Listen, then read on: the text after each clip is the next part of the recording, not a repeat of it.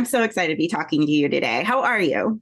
I'm doing really well. I'm hydrated. I've had my coffee. I'm excited to talk about all things gardening at Lowe's. Let's go. Let's go. Okay, gardening. Yeah, actually, my mom has a great garden right now, growing some veggies and some fruits and things. What do you Mhm. recommend for people like her who are doing the urban gardening Like for situation? somebody who's starting out or somebody who's like a little more seasoned in Both. both. Okay. I mean, I think if you're starting out, I think it can be easy to go into, if you're anything like me, I want it all, everything, everywhere, all at once. Not to quote the movie, but I tend to be the type of person who just like wants to go in really hard. I think starting small, have a look at what your dietary needs and your eating habits are currently, like as you stand, and work from there. If you start getting too many things and you get too overwhelmed, you're less likely to really make this something that's sort of like a long-term practice or something that you're really passionate about because you could just get overwhelmed. Herbs are so easy. Mint grows like a weed. So do chives. Herbs get incorporated into literally every single meal of the day. From there, you can move on to things like greens, and you can get some like beautiful different types of kale or some baby arugula or some like wonderful mustard greens. And then from there, you can move on to things like cucumbers or tomatoes, which need a shocking amount of water, but you can do cherry tomatoes because they're a lot easier and they grow a lot quicker and they're freaking delicious and they can be stored in a fridge, unlike other tomatoes. And you can just kind of evolve and adapt there.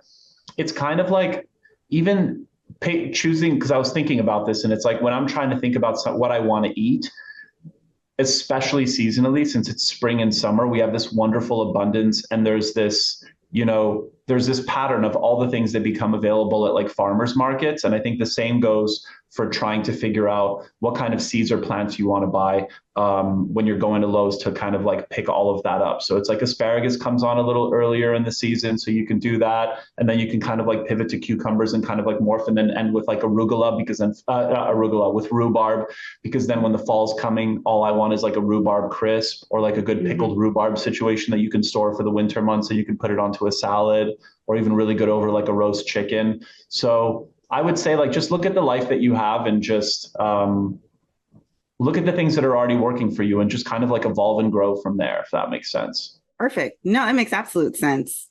Yeah, especially I loved hearing about the cherry tomatoes because that's definitely something I didn't know about the refrigeration thing. Oh my God, So thank never you for put a that. tomato in the fridge.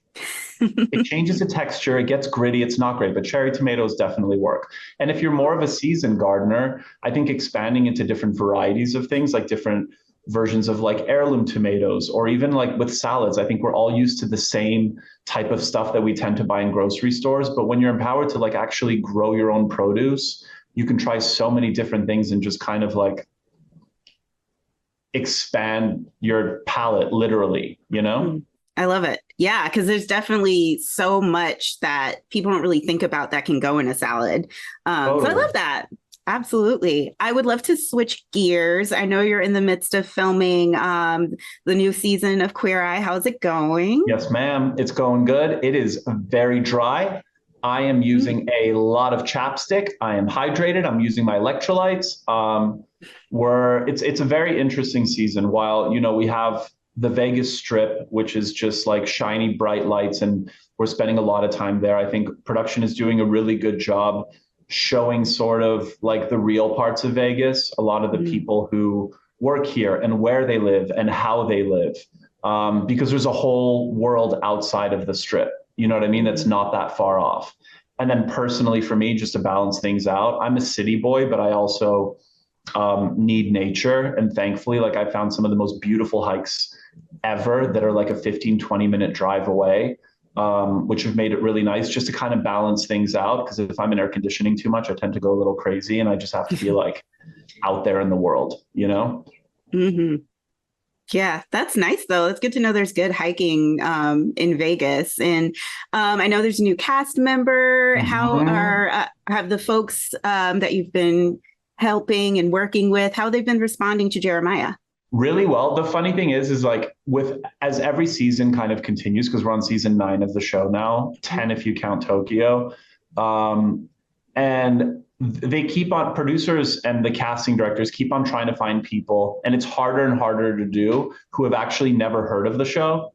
So like we had one hero. I'm not allowed to talk in specifics about the show because Netflix will come down on me. But we had like one person, wow, me keeping it general, who literally had no idea what our verticals were. And we kind of like teased with them a little bit, trying to figure out like who did what. But Jeremiah's been amazing. I mean, he's a seasoned professional. He's been on TV longer than all of us combined. Like he literally used to do a show with like Rachel Zoe, and he's such a sweetheart. He shows up. He's like the first person on set and the last one to leave, just very passionate about what he does. And he's just like, I only got to know him a couple of months before we started filming. We both go to the same gym randomly, and I had no idea that he was even being considered. And I adore him. He's brought like a good, optimistic energy to it. Beautiful. I'm so excited to see it. I know I have to wait since y'all are still filming, but I'm super, super excited to watch it. And I can't even tell you when it comes out because they don't tell us. It's a surprise for all of us. That gives us plenty of time to go to Lowe's, pick up a whole bunch of plants and flowers and seeds and do some gardening, and for you to visit your mama. Where does she live? Yes, absolutely. She lives up the street and around the corner. So okay, good. So she's close by. Yeah, absolutely. Absolutely. I do have one more thing because you also have your project with Nat Geo, No Taste Like Home. Do we have any updates on that? Like when it's coming or? I don't have any updates. I do know that that's going to be announced soon because upfront season is going to be starting. So I'm going to find out probably close to when everybody else finds out. But I'm so excited about the show. It's got elements of like the heart of Queer Eye, but in a very global way. We literally got to travel to, I think, 4 or 5 continents in a matter of a few months, and exploring family history through the lens of food is something that's always been deeply important to me, just in, my own, reckoning with my own Polish heritage. And to be able to do that with a lot of these like extremely public figures who lead very private lives, who are willing to open themselves up about their insecurities, what they know and what they don't know about their family's history, has just been really beautiful and fascinating. And I hope I get to do it forever. That's so cool. I love it. I'm excited to see that too. I guess like you, we will all be waiting. More to come. I'm excited. And I'm so grateful to have the opportunity to speak with you today. I really appreciate it. And you know what? Thank you for your questions. Tell me. You got a little brighter as we continued talking. So I see your face a lot more now. Really? Yeah. Like this? Wow. Well, it's not that bright, but no pores. You look very like RuPaul's Drag Race season 1 filter kind of situation. Oh, I'll take it. Awesome. Thank you so much, Antoni. Thank you so much.